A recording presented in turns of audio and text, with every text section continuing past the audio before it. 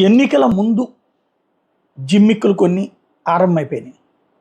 వాస్తవంగా ఎండాకాలంలో కరెంటు కోతలు చిన్న చిన్నది వస్తూ ఉండటం ఇదంతా చూస్తూ ఉంటాం. అయితే పర్టిక్యులర్గా ఈ ఎండాకాలంలో చాలా వరకు కరెంటు కోతలు లేకుండా చూశారు.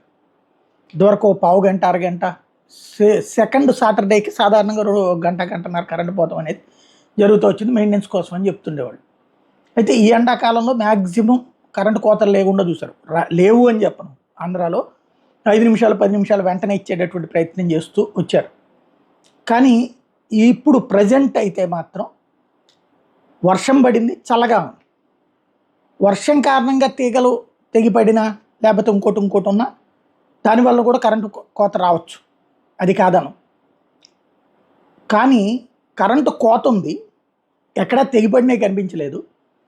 సాధారణంగా ఎలక్ట్రిసిటీ సిబ్బంది ఫోన్ చేస్తే ఫోన్ లిఫ్ట్ చేసి సమాధానం చెప్తారు. అక్కడ తెగిపడిందండి, ఇక్కడ ఇట్లా తగిలింది, అందువలన మేము ఇట్లాగా చేస్తున్నాం రిపేరు, మధ్యాహ్నం వస్తుంది లేకపోతే ఇంకో గంటలో వస్తుంది. ఇది ఇప్పుడు ఎవరు ఫోన్లు ఎత్తట్లేదు. చాలా చోట్ల పబ్లిక్తో ఇది నడుస్తుంది. ఇది విజయవాడ గుంటూరు లాంటి ప్రాంతాల్లో ఎక్కువగా కనబడుతుంది. మరి మిగతా చోట్ల ఎట్లుందో నాకు తెలియదు. అయితే ఫోన్ ఎత్తట్లేదు.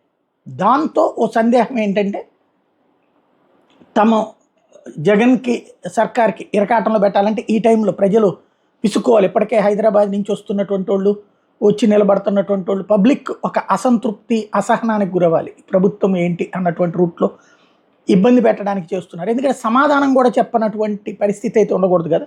సంథింగ్ ఏదో జరుగుతోంది. అదొకసారి మీ ప్రాంతాల్లో ఏం జరుగుతుంది అన్నటువంటిది నాకైతే ఐడియా లేదు కాబట్టి ఇది నిజమా కాదా, మేబీ ఇది నా ఊహ కూడా అయ్యి ఉండొచ్చు. ఎందుకంటే ఇప్పుడున్న పరిస్థితుల్లో ప్రతిదీ అనుమానించేటటువంటి అంశమే కాబట్టి ఏం జరుగుతుందో చూడాలి.